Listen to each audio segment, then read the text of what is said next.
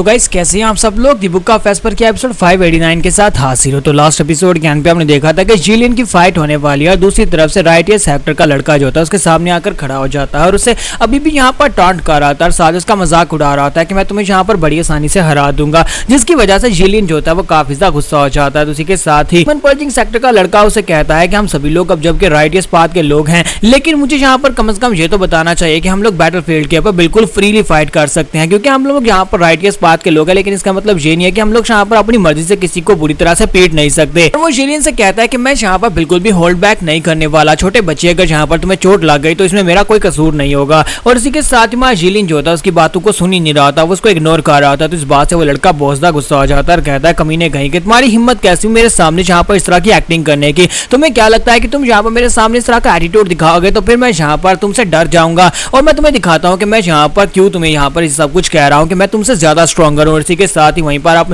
एक जबरदस्त चीख मारता, ग्राउंड के ऊपर अपने हाथ मारता और इसी के साथ ही अपनी पावर को एक्टिवेट करता है। तो इस लड़के के पास यहाँ पर इसकी जो सोल होती है वो एलिमेंट टाइप होती है और एलिमेंट टाइप में भी वो ग्रेविटी की पावर होती है, क्योंकि हमारे जिलियन के पास स्पीड है तो स्पीड के काउंटर अटैक के लिए यहाँ पर ग्रेविटी जो है सबसे परफेक्ट सोल है। तो दूसरी तरफ देखने वाले लोग जो होते हैं वो सभी लोग हैरान होते हैं। तो जानमो कहता है कि मुझे लगता है कि इस बंदे के पास यहाँ पर एलिमेंटल टाइप की सोल है जो कि ग्रेविटी है और मुझे लगता है कि जिलियन के खिलाफ ये यूज की जा सकती है, क्योंकि जिलियन के पास बहुत ज्यादा तेज स्पीड है। लेकिन अगर वो अपनी सोल को ग्रेविटी की तरह यूज करने वाला है तो उसका मतलब यह है कि जिलियन को यहाँ पर दिक्कत होने वाली है, वो उसकी स्पीड को यहाँ पर लेस कर देगा। जबकि वो किंग से कहता है कि मुझे खुद भी नहीं पता कि यहाँ पर मेरा जूनियर ब्रदर क्या कुछ कर सकता है, लेकिन उस बेवकूफ ने अपनी सोल उसके सामने रिलीज कर दी। मेरा जूनियर ब्रदर उसकी सोल को डिस्ट्रॉय करके उसे जान से मार डालेगा। और इसी के साथ ही वो लड़का जो था बहुत ज्यादा खुश हो रहा था और कहता है मुझे नहीं लगता कि अब तुम यहाँ पर एक कदम भी आगे बढ़ा पाओगे, क्योंकि अब जबकि मैंने यहाँ पर अपनी सोल को रिलीज कर दिया और ग्रेविटी की वजह से तुम्हारे पर इतना प्रेशर पड़ रहा है कि तुम यहाँ पर से आगे नहीं बढ़ सकते। अब मैं यहाँ पर तुम्हें बिल्कुल भी नहीं छोड़ूंगा, क्योंकि तुमने मेरे सामने एक्ट ऑफ बनने की एक्टिंग की है। इसी के साथ ही जिलियन जो था उसकी बात सुनने के बाद कहता है कि तुम अभी भी यहाँ पर मुझे कर्स कर रहे हो, यानी कि अभी भी तुम यहाँ पर मेरा मजाक उड़ा रहे हो।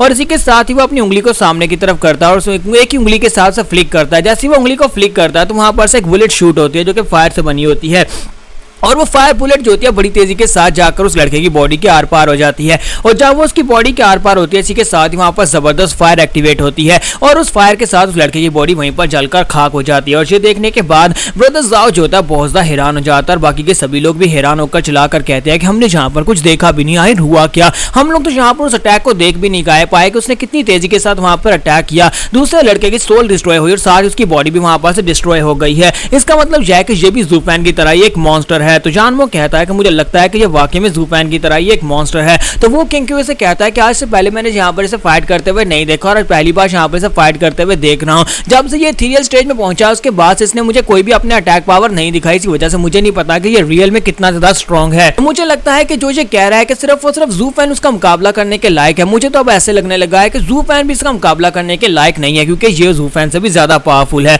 और इसी के साथ ही वहां पर अल्टीमेट क्लैरिटी सेक्टर की दूसरी जीत का अनाउंसमेंट कर दिया जाता है कि अल्टीमेट क्लैरिटी सेक्टर ने अपनी दूसरी फाइट को जीत लिया है। और इसी के साथ जिलियन वहीं पर स्टेज के ऊपर खड़े होकर ज़ूफैन की तरफ इशारा करता है और उसे कहता है कि मैं तुम्हारा स्टेज के ऊपर वेट करूंगा, हम दोनों की आखिरी बैटल होगी और वो बैटल जो होगी वो सबसे ज्यादा शानदार और देखने लायक होगी। ये बात सुनते ही बाकी के सभी लोग और भी ज्यादा एक्साइटेड हो जाते हैं और कहते हैं कि बहुत ज्यादा मजा आएगा। दो मॉन्स्टर्स यहाँ पर एक दूसरे को चैलेंज कर रहे हैं। छोटे मॉन्स्टर ने बड़े मॉन्स्टर को यहाँ पर चैलेंज कर दिया। देखते हैं कि यहाँ पर इन दोनों की फाइट का अंत क्या होगा। इस देखने में बहुत ज्यादा मजा आने वाला है। और मास्टर बायमी भी इस बात से बहुत ज्यादा खुश हो रहे थे और ब्लैक बियर्ड से कहते हैं हीरैन तुम्हें नहीं लगता कि यहाँ पर हमें परफेक्ट डिसाइपल्स मिल चुके हैं, ये दोनों ही वाकई में मॉन्स्टर्स की तरह है। ज़ूफैन एक डिमोनिक कल्टीवेटर है और तुम भी एक डिमोनिक कल्टीवेटर, तो तुम ज़ूफैन को रख लेना, जबकि ये लड़का ये राइटियस कल्टीवेटर है तो मैं इसे अपने पास रखूंगा। हम दोनों को यहाँ पर अपना अपना डिसाइपल मिल चुका है, ये वाकई में बहुत ज्यादा टैलेंटेड है। चाहे इन दोनों की फाइट का रिजल्ट कुछ भी हो, हमें यहाँ पर इन दोनों को जिंदा रखना होगा ताकि हम लोग इन्हें अपने डिसाइपल्स बना सकें। और मुझे लगता है कि पूरी दुनिया में हम दोनों से भी ज्यादा पावरफुल हो सकते हैं अगर हम इन्हें अच्छे से ट्रेनिंग देंगे। तो मास्टरों से कहते हैं कि हाँ ये बात तो ठीक है, लेकिन तुम कुछ ज्यादा एक्साइटेड हो रहे हो, पहले यहाँ पर इन दोनों की फाइट का रिजल्ट तो निकलने दो। लेकिन क्या तुमने यहाँ पर इस बारे में सोचा है कि हम लोग इनके सेक्टर से किस तरह से बात करेंगे, क्या हमें तुम्हारे डिसाइपल्स चाहिए, क्या हम उनके पास से डिसाइपल्स छीनने वाले हैं। तो मास्टर बायमी से कहता है कि क्या उन सभी लोगों को इस बारे में जरा भी इल्म नहीं है कि हम लोग एक्साल्टेड सर्स हैं और अगर हम लोग यहाँ पर उनके पास उनके डिसाइपल्स लेना चाहते हैं तो उनमें से किसमें इतनी हिम्मत है कि वो हम दोनों के सामने यहाँ पर खड़े होकर कह सके कि हम अपना डिसाइपल तुम्हें नहीं देंगे। ब्लैक बियर्ड से कहता है कि तुम एक राइटियस कल्टीवेटर हो, लेकिन अब तुम यहाँ पर ऐसी ऐसी बात कर रहे हो जो कि गलत बात है, तुम डिमोनिक कल्टीवेटर्स वाली बात कर रहे हो, यानी कि तुम जहाँ पर उनके सेक्टर से डिसाइपल्स को छीनना चाहते हो।